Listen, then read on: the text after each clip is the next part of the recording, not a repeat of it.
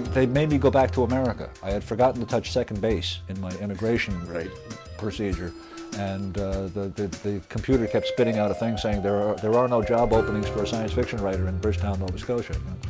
So they were going to make me go back and start all over. I thought, now? I'm just getting good at this courting thing, and now I got to go back? There's guys all over here. The woods are full of hippies, and they all look pretty good.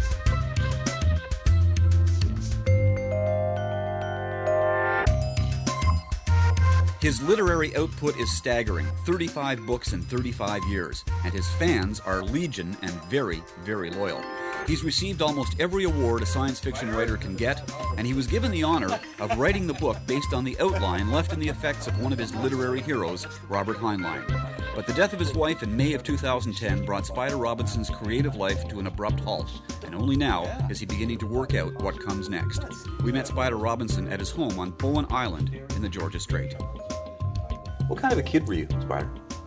Bookish, introverted, weird.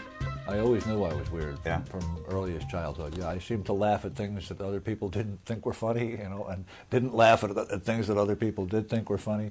I've been perennially indifferent to sports, whether observing them or participating in them. I never understood the deal. Must we do this ritual combat? What's the purpose? And you skipped a grade too, which sort of put you age-wise behind. I'm not sure that was a good move, but at the time, well, my parents weren't sure either, but we decided to take a chance. In the middle of third grade, they told me at the end of the year I'd be going to fourth grade because I was so smart. And, well, in some ways I'm sure that was great for me academically. Socially, it meant that every remaining year of my school career I was socially retarded because I was always at least a year, sometimes a year and a half, younger than anybody else in my alleged cohort. So that has an impact, doesn't it? That has an impact, particularly at that age. Then I ended up in a seminary, God help me. So to speak. Fortunately, God helped me out of there. Okay. The Catholic high school that I attended, let it be known in sophomore year that if you wanted to get an A in your religion course, you would let them take you on something called a retreat to this monastery they had upstate. Retreat meaning weekend of high-pressure salesmanship by behavioral psychologists.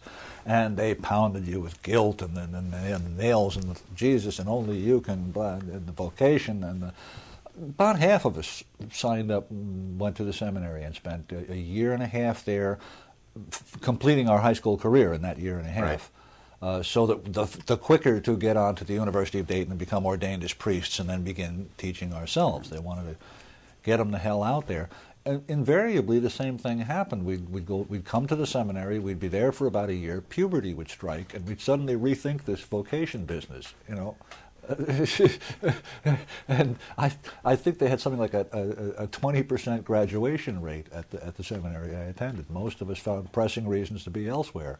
While I was in the seminary, for instance, the Beatles appeared in the world. Right. And I wasn't quite clear on what that meant, but even in a seminary where I wasn't allowed to watch TV and there were no newspapers, even there, I could hear the call of the Beatles, and I understood something was in the air, and I understood it wasn't happening here.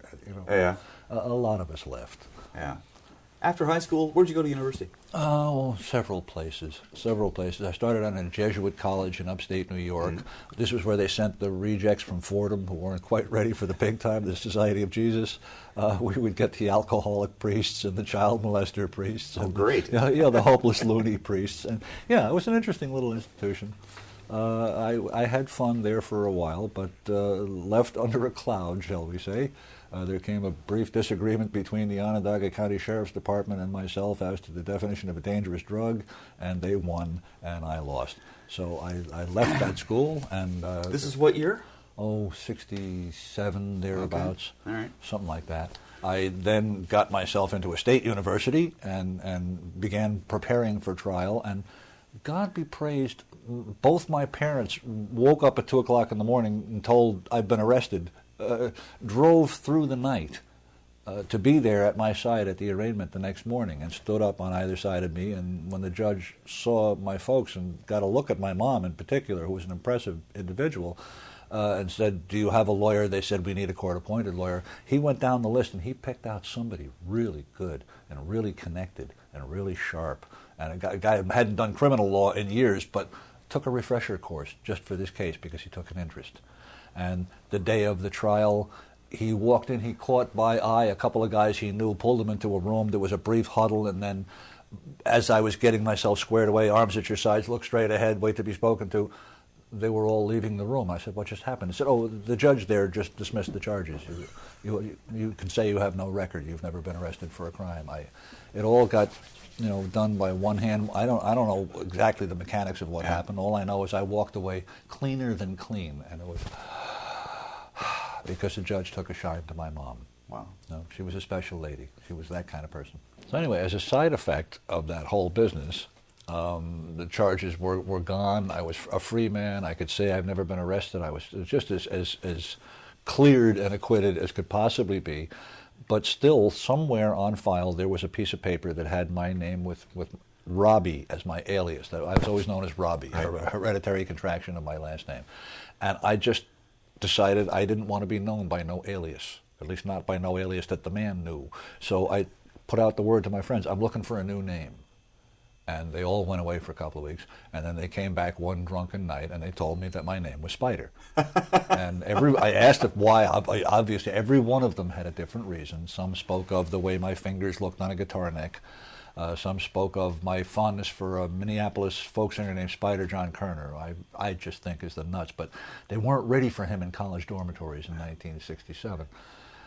Some mentioned my collection of Spider-Man comics 1 through 100. Everybody had a different reason, but it didn't matter. They were unanimous. My name was Spider, and I was working as a professional folk singer at the time. The name sounded like solid gold, Ramblin' Jack, Barbecue Bob, Spider Robinson, right. So I started gigging around campus as Spider Robinson, and it clicked. People bought it. He's got a name like that. He must be funky. He must be good. He's from the Delta. Must be from the Delta. He's an old-time blues guy. Hotel, but still. I'm an old-time blues guy from Plainview, Long Island. Yeah, that's me. We were all phonies in those days, and it worked. But then the various venues would start paying me by check made out to Spider Robinson. There was so much money floating around in those days. Every dormitory on the campus had a budget for entertainment, which they gave to whatever raggedy-ass hippies came up with something that sounded entertaining. And us folk singers made out real good for a while, except then you get paid by a state check, which is pretty serious, made out to Spider Robinson. Well, you got to get a bank account in that name if you've got any hope of depositing the check. And if you want to do anything with it but deposit it, you're going to have to get some ID in the name of Spider Robinson so you can go up to the counter and say, would you cash this check? It snowballed and just spiraled. And by the time I got to Canada, when I crossed the border and they gave them the paperwork, I waited for them to say, get that out of there. That's right. Canada never blinked. Spider Robinson, that's your name? Welcome to Canada, Spider Robinson. It's on my passport, it's on my driver's license, it's on my care card, They've never given me any hassle at all. One of the things I loved in the most recent election, just as all this crap was going about Obama's birth certificate, yes. Was that sufficient proof? We had the election here, and I got a thing from the registrar of voters saying, you're a registered voter, come down and such and vote. But I got curious and I inquired, what would be the procedure if you didn't get one, or yours was lost in the mail, or you lost the thing, and what do you need to do to be identified as a Canadian voter? Absolutely nothing. All you've got to do is pick out any passing stranger and get them to say, oh, I know him, he's a Canadian. Yeah. Piece of mail with your address on it. That's it. Anything, that'll do. You can say occupant. But you don't have to have any of that. Just have anybody say, oh, I know him, he's a Canadian. And Obama, for Christ's sake, a birth certificate. Photostat isn't good enough, because we don't have living witnesses who were willing to swear they were there when Oh, my God. I want to ask you about the librarian who changed your life when you were little, because this is where, you, at a very young age, how old are you, 10, something like that? 6. 6. Okay. 6. For years, I said I was 5. I believed I was 5, but my wife proved to me with arithmetic that I had to have been 6. My mom was a wonderful, wonderful genius. She got me to read by the age of 5 by starting to read me a Lone Ranger comic book. And then just as it got to the good part, where the Lone Ranger was hanging by his fingertips from the cliff and the Native Americans were below and the buffalo were coming, suddenly Mom would suddenly remember that she had to go wind the cat or put out the dishes or steam the baby or something, and I'd be left with the comic book, and there were pictures, and I remembered the words I'd just been read, so if I saw a word I'd seen before, I could go, that's what that is, and I painstakingly taught myself to read to find out what the hell happened to the Lone Ranger. Not bad. It's a very, very smart scheme on my mom's part, although slightly labor-intensive, because then you had to spend some time washing dishes or mopping the floor while I do those things. Do the hard work. My wife came up with an even more brilliant scheme, a little digression here, but we just told our daughter from earliest childhood, bedtime is bedtime, no arguments, no bullshit, don't want to hear it, unless you're reading. If you're reading, you may stay up as late as you like. And we placed a nightlight over her bed that she could pull on and off with a chain, and if she wanted to stay up all night long reading a book, that was fine with us. And a kid will do anything to stay up past bedtime. That's right. You know, and if they take to the books, they probably will end up staying up all night. And I found nothing wrong with that at all, because she didn't do it the way I did, under the blankets with a flashlight. You know, like God forbid my parents should catch me doing this 4 or 5 in the thing. morning with a flashlight. That's probably why we're both wearing glasses now. My 2-year-old grandchild, one of the earliest pictures of her, she's holding a rainbow fish book, and she seems to be reading it with great interest. You know? Just wonderful. Anyway, where was I going with this? Going to the library. Going to the library. So, Mom, having taught me to read, realized that I'd gone past Lone Ranger comic books. And so one day she drove me to a little building which is still there. It's still unchanged. It's the Plainview Old Bethpage Public Library on Old Country Road. And she said, go inside there and there'll be a lady behind a desk and ask her to give you a book. So I went inside and I found the desk and there was a lady and I said, Mommy says, give me a book. And she sized me up and looked me over, and a woman named Ruth Siegel, I've since learned, selected Rocket Ship Galileo from off the wall and handed it to me. It was the first of Robert Heinlein's juveniles, novels intended for young people. Yeah. And it just exploded my brain. It was about 3 kids who, they build rockets in their backyard, but their Uncle Don is an atomic scientist, and he comes and says, I want you boys to use your expertise to help me build a real moon rocket, an atomic-powered moon rocket, and we're going to go there. And they end up being the first people to reach the moon. Well, except that when they get there, they find that there's a spaceship full of Nazis left over from the Third Reich that are trying to pull a Fourth Reich using the moon as a military base. And man, I was in love. I'd never seen such coolness. I went back to the library the next day and said, "You got more of this?" And yes, they had another dozen books by the same guy that all had the same sticker on the spine that depicted a helium atom being impaled by a V-2 rocket ship, which somehow meant science fiction. And so the first 10, 12 books I ever read in my life were the Heinlein juveniles. Huh. And then from there I moved on to the other science fiction. And eventually widened out from that, because there wasn't a very big science fiction section. This was in the 50s. If a science fiction book in the first place got published in hardcover, it had to be pretty special. And to get then purchased by a library and stocked, it had to be pretty damn good. Somebody had to put in a good word for this one. So there was a small but really intensely high quality science fiction section, and everywhere else I branched out in the library I found the quality to crap ratio far worse. The science fiction had been through this winnowing due to prejudice, that if it was there at all, it was pretty goddamn good. You might not care for it, it might not be to your life, but you couldn't help but see the skill and the enterprise with which it, and find things to like about it. And that didn't necessarily obtain in the mysteries or the historicals or the fantasy or the thud and blunder.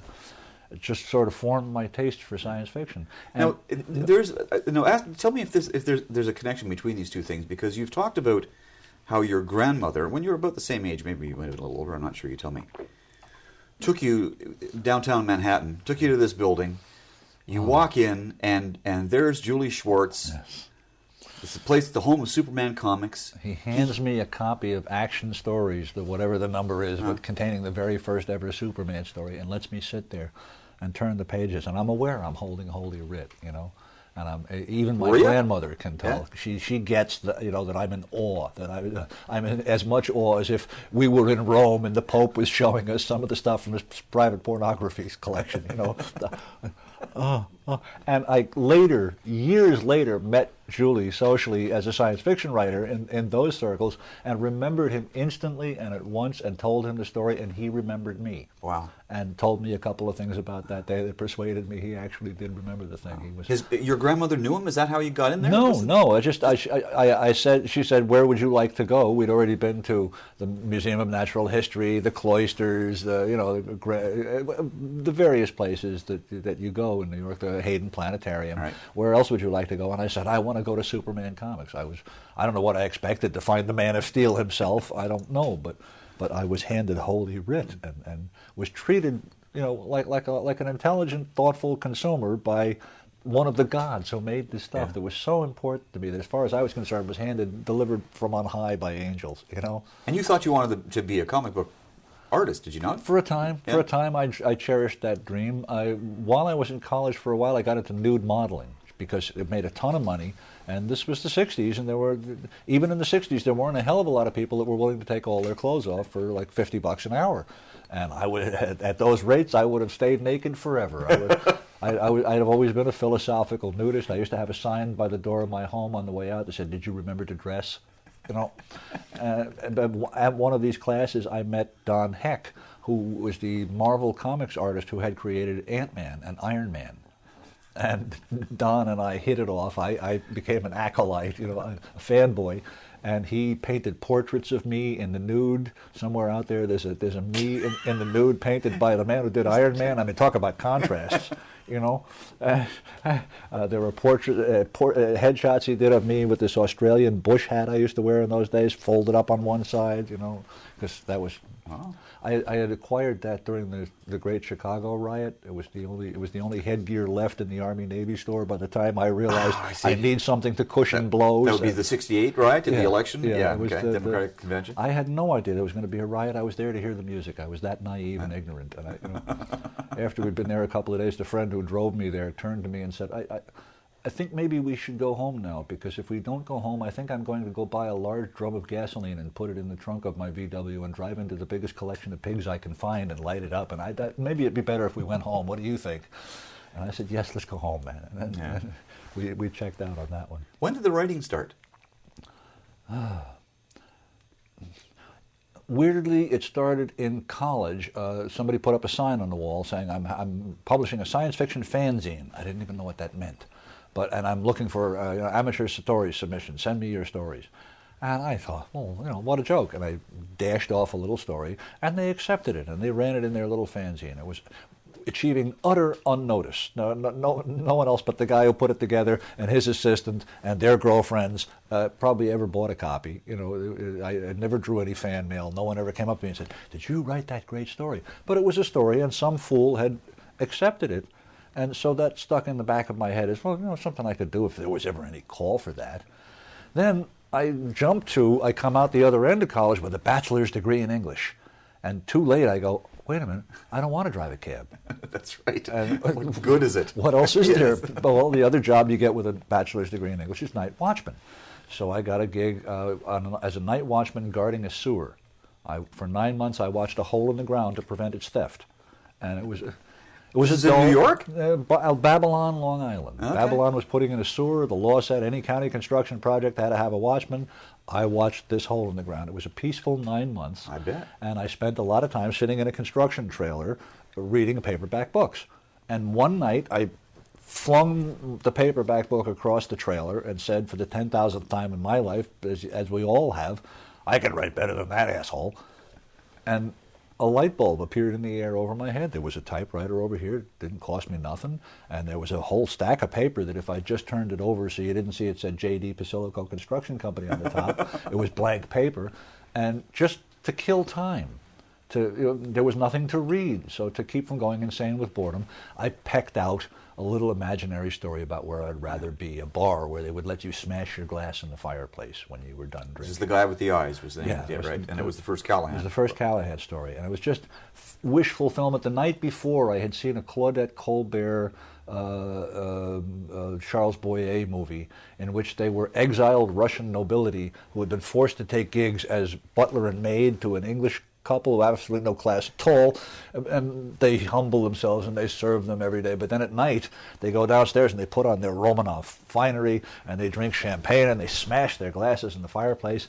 And I was just thinking about it. I'd love to be in a place that would let you do that, but But it had to be kind of a special place, you know. I mean, the bartender would have to, really have confidence in his customers that they're not assholes, but on the other hand, you might hear some interesting stories get told in a place where you're allowed to smash a glass in the fireplace if it'll help you get it out. And it just sort of grew. And by the next morning, there was this pile of stained paper that I looked at, and I said, that looks just like a manuscript, like writers produce. If you didn't know any better, you'd swear that was a story manuscript. So I'll bet if I was to send this off to magazines, they'd send me rejection slips, and then I could get women. You know, it's all about the rejection I'd slips. be a tragic figure of a man, right? The failed artist, who, the misunderstood genius, who, it just won't.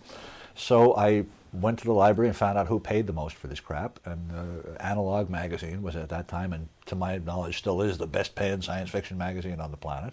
So I sent my little story off to Ben Bova, waited my rejection slip, and he sent me a check for $400 and an invitation to come to lunch in the city. And when I showed up for lunch, the first words out of his mouth were, "Does that Callahan's place really exist? Man, I'd love to go there." And I went, "I'm into something." And you'll pay $400 a pop to keep hearing about it? Wow. Well, you had to have been gobsmacked, I'm thinking, at the time. Totally gobsmacked. Yeah. Now, mind you, I hasten to add that the next 13 stories that I wrote bounced everywhere in the business. Every single editor had to look at them and send it back with a form rejection letter.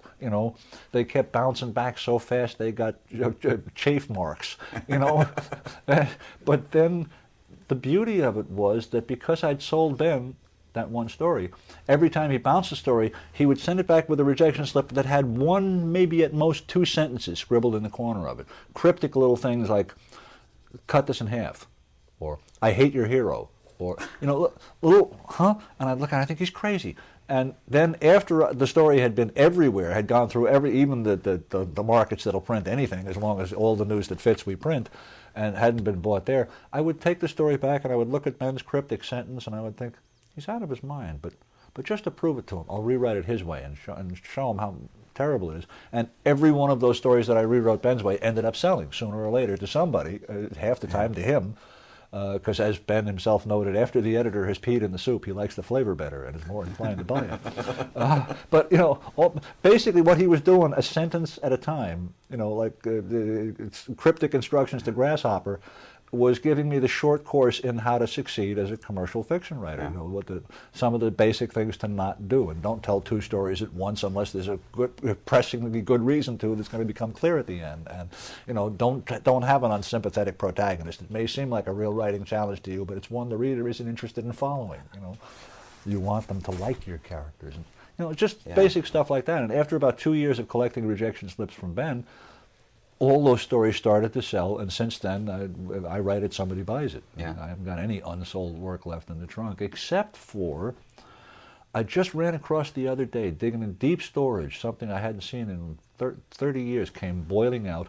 Way back at that time, after I'd sold the story to Analog, I thought, I failed every science course I ever took. It's sort of insane hubris for me to attempt to remain a science fiction writer. I don't know what the hell I'm talking about. I'm full of shit. Maybe I should try writing mystery stories, crime stories. I read a lot of that stuff. Uh-huh. And so I wrote a couple of stories and sent them off to Ellery Queen and Alfred Hitchcock and whatever were the magazine markets for mystery at that time. And they all stiffed with standard no sentence rejection letters. And I went, well, obviously, those people don't recognize genius, and the science fiction editors do, so that formed my career, and I've spent my life in science fiction kind of trying to edge out the door by writing science fictional mysteries, or science fictional adventure stories, science fictional thrillers. And somehow or other, that's the way it turned out. Well, I just ran across those 2 early stories in deep storage and read them beginning to end, and they sucked. I mean, they're terrible. They're just hopelessly awful. They're, when enough decades had gone by that I went back and reread my first science fiction stories, I expected to be appalled at how awful I was at the start. And no, I wasn't. I wasn't bad. I was rusty and a little naive, and there's a lot of stuff I didn't know, but I could tell a story, pretty good. These were rotten. They were poorly told stories, full of misinformation, and I tried to bluff about things I knew nothing whatsoever about, and things I didn't even need to. Like if I needed police procedurals, my uncle was a New York City homicide detective. All I had to do was pick up the phone and ask me. He lived across the backyard. Instead, I made it up and got it all wrong. I mean, how stupid is that? Yeah. You know, I'm sure the editor who read that must have gone, oh my God. But science fiction's always been very forgiving of the ignoramus, the English major. Well, you know, it's interesting. When you were talking about that Heinlein book that you read when you were young, and I remember, I can't remember the first book I read, but I read a lot when I was young too. We're about the same age, and I remember reading science fiction then. I read one science fiction book that really had an impact on me. I remembered it for years and years and years, and it was as I was preparing for this interview and to come out here and to talk to you, I thought, geez, I should look that up and see if it's, because it was a ratty old paperback, you know. I thought, they this usually is going are. to disappear somewhere. I'll never be able to find it. Well, I found it. It was called Vulcan's Hammer, and it was written by Philip K. Dick, and I had no idea of this at the time. But it made an impression on me, as I'm sure those books made the same sort of impression on you. I mean, they tend to describe a universe that you think could quite possibly come into existence. Yeah. Sometimes think you're living in. Yeah. Depending on how paranoid you are and what drugs you're taking. You know, but tell me about the wellspring of the ideas for the stories that I mean, you're very prolific. You've had a book a year easily for the last 30 years, if not more. I'm often baffled by the fact that I am, as far as I know, the laziest man I've ever met or heard of, and yet there seems to be a book on the shelf for every year since I got in this business. But, well, it also happens to be the same number of years that I was married, and therein lies the answer. The writing was how I kept myself looking interesting to my wife. The writing was how I got Jeanne to find me attractive. Wow. I soon found out that we had different cycles. I wrote all night, tended to crash at 7 a.m. Jeanne tended to get up around 7 or 8 a.m. and go about her day. And then we'd overlap in the early evening and spend time together. But I found that if I left 10 pages of pay copy on the table for Jeanne to read over her breakfast when she got up in the morning, we had a very pleasant time that night when our schedules overlapped. And that motivation is now gone from me. So I'm struggling to rebuild my machine. Yeah. You know, right at the moment, I'm as blocked as I've ever been in this business. My previous record was a year and a half, where I just stared at the wall and went, what happens next? I have no clue.